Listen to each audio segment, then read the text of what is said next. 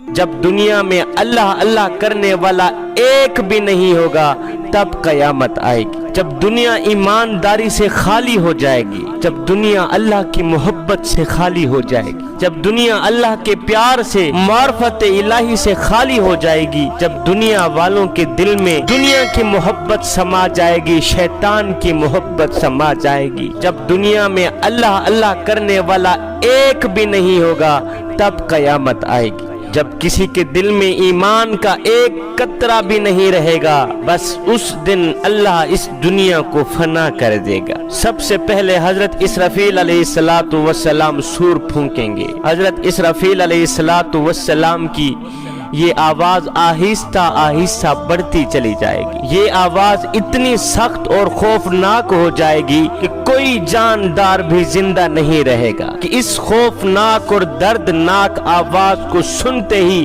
کوئی جاندار چیز زندہ نہیں رہے گی، کوئی جاندار اشیاء زندہ نہیں رہے گی۔ ایک دم زمین ٹوٹ پڑے گی، آسمان پھٹ جائے گا۔ اسرافیل علیہ السلام کی یہ خوفناک آواز سنتے ہی پہاڑ پتوں کی طرح اڑنے لگیں گے۔ جوانو، اس دن سوائے اللہ کی ذات کے ہر چیز فنا ہو جائے گی، ہر چیز تباہ و برباد ہو جائے گی۔ ایک اللہ کا نام باقی رہے گا اور ایک اس کے رسول کا نام باقی رہے گا۔ اس کے بعد اللہ کے حکم پر اسرافیل علیہ السلام پھر دوسرا سور پھونکیں گے۔ جب دوسرا سور پھونکیں گے تو مردے زندہ ہو کر قبروں سے باہر نکل آئیں گے، قبریں پھٹ جائیں گی، زمین پھٹ جائے گی، مردے قبروں سے باہر نکل آئیں گے اور ٹڈیوں کی طرح پریشان حال ہو کر محشر کے میدان میں جمع ہو جائیں گے۔ یہاں اللہ کا قرآن کہتا ہے کہ ایک بار پھر سور پھونکا جائے گا تو لوگ یکا یک قبروں سے باہر نکل کر محشر کے میدان میں قیامت کے دن اللہ کے حضور حاضر ہو جائیں گے، اللہ کے سامنے پیش ہو جائیں گے۔ یکا یک قبروں سے نکل کر جلدی جلدی اپنے رب کی طرف دوڑنے لگ جائیں گے، کہیں گے ہائے ہماری کم بختی، ہائے ہماری کم بختی کہ ہمیں قبروں سے اس حال میں کس نے اٹھایا؟ یہ خوفناک آواز دینے والا کون ہے؟ ہم کس کی آواز سن رہے ہیں؟ نادانو، یہ وہی قیامت ہے جس کا ہم سب سے اللہ تعالیٰ نے وعدہ کیا تھا۔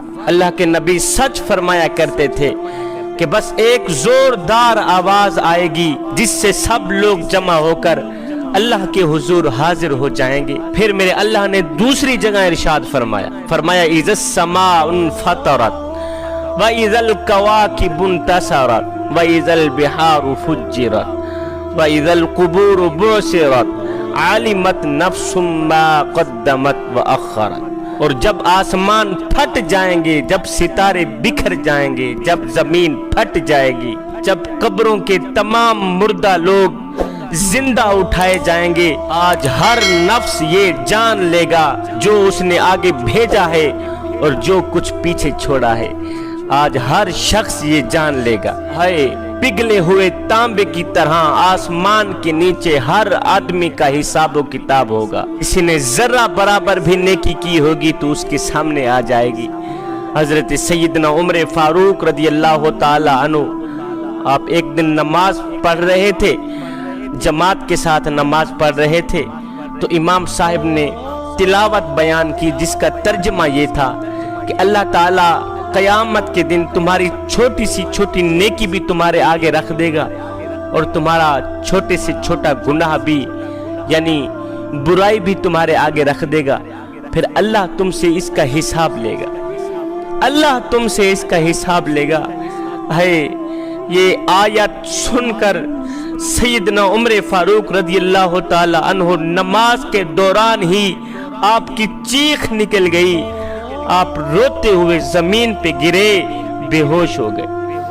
کافی دیر بعد جب آپ کو ہوش آئی تو سیدنا عمر فاروق رضی اللہ تعالی عنہ نے دونوں ہاتھ اٹھائے، عرض کیو میرے کریم رب، تو قیامت کے دن چھوٹی سی چھوٹی نیکی کا حساب لے گا، تو قیامت کے دن چھوٹی سی چھوٹی برائی کا بھی حساب لے گا۔ ہائے عمر تو ایک پل کا حساب دینے کی طاقت بھی نہیں رکھتا، میرے مالک عمر تو ایک पल का हिसाब भी नहीं दे सकता, तो कयामत के दिन छोटी सी छोटी गलती का भी हिसाब लेगा। अल्लाह अकबर। जवानों, कयामत के दिन छोटी सी छोटी नेकी भी तुम्हारे आगे रख दी जाएगी, तुम्हारी छोटी सी छोटी गलती भी तुम्हारे आगे रख दी, फिर अल्लाह तुमसे इसका हिसाब लेगा। अल्लाह अकबर। वो दिन कितना हौलनाक दिन होगा, वो दिन कितना खतरनाक दिन होगा, जब अल्लाह तुम्हारी छोटी सी छोटी गलती का भी तुमसे हिसाब लेगा। हजरत सैयदना इमाम हसन रज़ी अल्लाह ताला अन्हु, आप जब भी मस्जिद में आते तो इतना रोते ज़ारो कतार रोया करते थे, खून के आंसू रोया करते थे। एक दिन किसी ने पूछ लिया, हजरत आप जब मस्जिद में आते हैं तो आप ज़ारो कतार क्यों रोते? आपने फरमाया, मियाँ अल्लाह के घर में आकर रोता इसलिए हूँ कि अल्लाह के घर में आके अपने मालिक को कहता हूँ, मालिक हसन तो दुनिया में तुझे मुंह दिखाने के काबिल नहीं, कयामत के दिन तुझे मुंह किस तरह दिखा सकेगा? कयामत के दिन तेरा चेहरा किस तरह देख सकेगा, तेरे सामने किस तरह आ सकेगा? हसन तो दुनिया में तुझे मुंह दिखाने के काबिल। इतनी खाशियत, इतना खुदा का खौफ। जवानों, उस लम्हे को याद करो, उस वक़्त को याद करो जब कयामत के दिन छोटी सी छोटी नेकी भी तुम्हारे सामने रख दी जाएगी और छोटे से छोटा गुनाह भी, छोटी सी छोटी गलती भी तुम्हारे आगे रख दी जाएगी। फिर अल्लाह तुमसे इसका हिसाब लेगा। कयामत के दिन अल्लाह पूछेगा, ऐ मेरे नौजवान बता तो सही, आज तू कौन से जज्बात लेकर मेरे पास आया? मेरा अल्लाह फरमाता है, ऐ बंदे तुम क्या समझते हो, क्या तुम बेकार पैदा किए गए हो कि बस नाचना है, कूदना है, दौलत इकट्ठी करनी है, पैसा इकट्ठा करना है? फरमाया, ना बंदे ना, कयामत के दिन मैं तेरी आंख से पूछूंगा कि तू क्या देख के आया है। ऐ मेरे बंदे, कयामत के दिन मैं तेरी जुबान से पूछूंगा कि तू क्या बोल के आया है। कयामत के दिन मैं तेरे कानों से पूछूंगा कि तू क्या सुन के आया है। कयामत के दिन मैं तेरे दिल से पूछूंगा तू कौन से जज्बात लेकर मेरे पास आया है। मियाँ किसका प्यार लेकर आया है, किसकी मोहब्बत लेकर आया है। ऐ बंदे, कयामत के दिन मैं तुझसे तेरी जवानी के बारे में पूछूंगा, और तेरी जवानी कहीं आवारगी में तो नहीं गुजरी, जवानी कहाँ गुजार के आया है तू, और तेरी जवानी रोड पे तो नहीं गुजरी, होटलों पे बैठ के ताश खेलते हुए तो नहीं गुजरी। साहिब, अगर मालिक को दुरुस्त जवाब ना मिला तो फिर क्या जवाब देगा? जवानों, कयामत के मैदान में, कयामत के बाजार में दो तरह के लोग होंगे। एक वो होंगे जिनके बारे में हुक्म होगा, अल्लाह ताला फरिश्तों को फरमाएगा, फरिश्तों इन्हीं एक साइड पे कर दो। ये वो लोग हैं जो दुनिया में मेरी खातिर रातों की तन्हाइयों में उठ उठ के रोया करते थे, जो दुनिया में मेरी खातिर, अल्लाह हो, मेरे जलवे की खातिर, मेरे दीदार की खातिर, जो दुनिया में रातों की तन्हाइयों में उठ उठ कर रोया करते थे, तड़पा करते थे, जो दुनिया में रातों की तारीकियों में उठ उठ के कुरान पढ़ा करते थे मेरे दीदार की खातिर, जो नमाजों में रोते थे, क़याम में रोया करते थे, रुकू में रोया करते थे, सजदों में रोया करते थे, अल्लाह अकबर, सिर्फ मेरे दीदार की खातिर। फरिश्तों, अब वक्त आ गया है दीदार कराने का। अब इन नेक लोगों को, मेरे दोस्तों को, मेरे यारों को एक साइड पे कर दो। इन मेरे महबूबों को कहो कि आज तुम्हारे दीदार का वक्त आ गया है। अल्लाह ताला तुम्हें अपना दीदार कराना चाहता है, अल्लाह ताला तुम्हें अपना मुखड़ा दिखाना चाहता है, अपना जलवा दिखाना चाहता है। फिर कयामत के बाजार में कुछ ऐसे बदबख्त लोग भी होंगे, कुछ ऐसे कम बख्त लोग भी होंगे कि जिसके बारे में हुक्म होगा, फरिश्तों इन कम बख्तों को एक साइड पे कर दो, इन जलीलों को एक साइड पे कर दो। ये वो जलील लोग हैं जो दुनिया में नमाज पढ़ना तो जहां रह गया, मेरे हुजूर झुकना तो जहां रह गया, ये मेरे घर को देखना भी गवारा नहीं करते थे। अल्लाह अकबर, इन्होंने کبھی نماز نہیں پڑھی، کبھی مجھے سجدہ نہیں کیا، کبھی قرآن نہیں پڑھا، پڑھنا تو جہاں رہ گیا، انہوں نے قرآن دیکھنا بھی گوارا نہ کیا، پوری زندگی انہوں نے شیطان کی پیروی کی۔ ان کم بختوں کو ایک سائڈ پہ کر دو، انہیں بتا دو کہ او کم بختو، او ذلیلو، آج تمہارے لیے میرے پاس کوئی دیدار نہیں ہے، کوئی دیدار نہیں ہے، کوئی جلوہ نہیں ہے، دفع ہو جاؤ، جہنم میں چلے جاؤ۔ جوانو، ہم نے کبھی سوچا ہے کہ ہم کہیں ان لوگوں میں سے نہ ہو جائیں جن کو قیامت کے دن دھتکار دیا جائے گا، جن کو قیامت کے دن خدا کے دیدار سے دور کر دیا جائے گا، جن کو قیامت کے دن رسوا کر دیا جائے گا، ذلیل کر دیا جائے گا، کہیں ہم ان لوگوں میں سے نہ ہو جائیں۔ حضرت رابعہ بصری، اللہ کی محبوبہ، اللہ کی ولیہ، اللہ کی نیک بندی، آپ نے ایک دن ایک بالٹی میں پانی ڈالا، ایک بالٹی میں آگ ڈالی، دونوں بالٹیاں اٹھا کے کہیں جا رہی ہیں۔ کسی نے دیکھا، پوچھا، رابعہ اللہ کی نیک بندی، اماں جی خیر تو ہے، کہاں جا رہی؟ کہا آج میں جنت کو آگ لگانے جا رہی ہوں اور جہنم کی آگ بجھانے جا رہی ہوں۔ کہا وہ کیسے؟ کہا جنت کو آگ لگا دوں گی اور جہنم کی آگ بجھا دوں گی، دونوں کو ختم کر دوں گی، اس لیے کہ میری قوم کا نوجوان جب عبادت کرے گا، نہ تو وہ جہنم کے خوف سے کرے گا، نہ تو وہ جنت کی لالچ کے لیے کرے گا۔ میری قوم کا نوجوان عبادت صرف اس لیے کرے گا کہ میں نے قیامت کے دن بس اللہ کا دیدار کرنا ہے۔ جوانوں، قیامت کے دن جس شخص کی نیکیاں زیادہ ہوں گی، اس شخص کو نامہ اعمال اس کے دائیں ہاتھ میں دیا جائے گا، اور جس کی برائیاں زیادہ ہوں گی، جس کی غلطیاں زیادہ ہوں گی، جس کے گناہ زیادہ ہوں گے، اس شخص کا نامہ اعمال اس کے بائیں ہاتھ میں پکڑایا جائے گا۔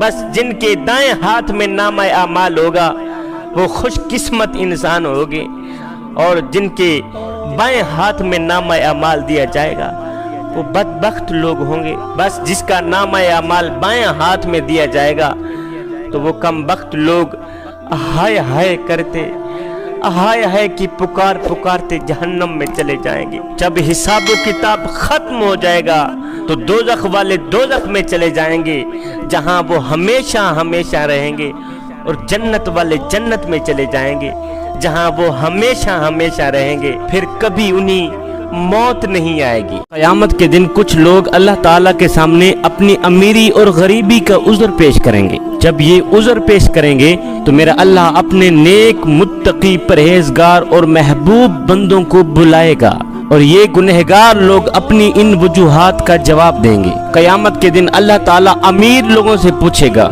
کہ تم نے میری بندگی کیوں نہ کی، تم نے میری عبادت کیوں نہ کی؟ میں نے تمہیں پیسہ دیا تھا، دولت دی تھی، عزت دی تھی، شہرت دی تھی، ان کے باوجود بھی تم نے مجھے فراموش کر دیا اور تم نے مجھے بھلا دیا۔ تم نے میری عبادت کیوں نہ کی، میری بندگی کیوں نہ کی؟ اللہ تعالیٰ کا یہ سوال سن کر امیر لوگ جواب دیں گے کہ یا باری تعالیٰ، تیری دولت نے ہمیں مصروف کر رکھا تھا، دولت نے ہمیں مصروف کر رکھا تھا، اس لیے ہم تیری عبادت نہ کر سکے، اس لیے ہم تیری بندگی نہ کر سکے۔ یہ سن کر اللہ تعالیٰ حضرت سیدنا سلیمان علیہ السلام کو بلائیں گے، انہیں کہیں گے کہ دیکھو سلیمان علیہ السلام کو، ان کو میں نے پیسہ دیا تھا، عزت دی تھی، شہرت دی تھی، دولت دی تھی، ان سب کے باوجود بھی سلیمان علیہ السلام نے کبھی میری نافرمانی نہیں کی، میری بندگی کرتے رہے، میری عبادت کرتے رہے۔ ان کے پاس حکومت تھی، پیسہ تھا، دولت تھی، عزت تھی، شہرت تھی،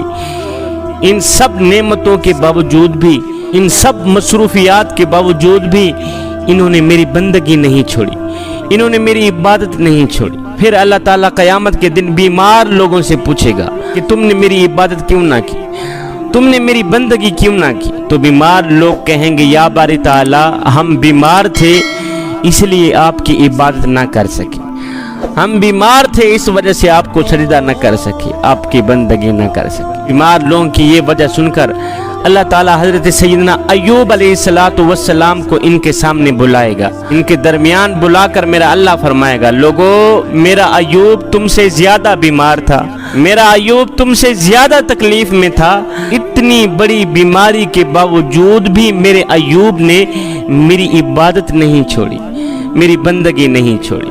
پھر میرا اللہ تعالیٰ غلام سے پوچھے گا کہ تم نے میری عبادت کیوں نہ کی، تم نے میری بندگی کیوں نہ کی؟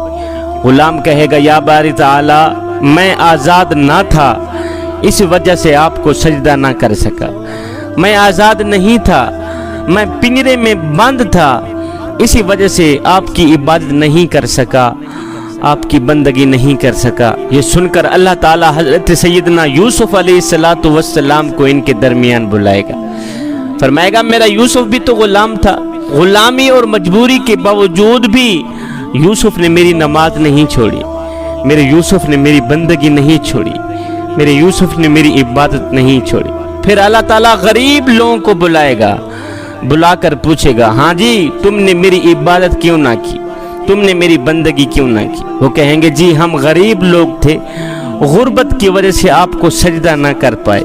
تو میرا اللہ تعالیٰ حضرت سیدنا عیسیٰ علیہ السلام کو ان کے درمیان کھڑا کر دے گا، فرمائے گا ان کے پاس بھی تو کچھ نہیں تھا، ان کا تو اپنا مکان ہی نہیں تھا، اپنا گھر ہی نہیں تھا، اپنا در ہی نہیں تھا، ان سب مجبوریوں کے باوجود بھی، اس غربت کے باوجود بھی میرے عیسیٰ نے میرے حکموں کو نہیں توڑا، عیسیٰ نے میری بندگی نہیں چھوڑی، میری عبادت نہیں چھوڑی۔ اب یہ چاروں قسم کے لوگ ناکام اور لاجواب ہو جائیں گے، محشر کا میدان ہوگا، یہ چاروں قسم کے لوگ ناکام اور لاجواب ہو جائیں گے۔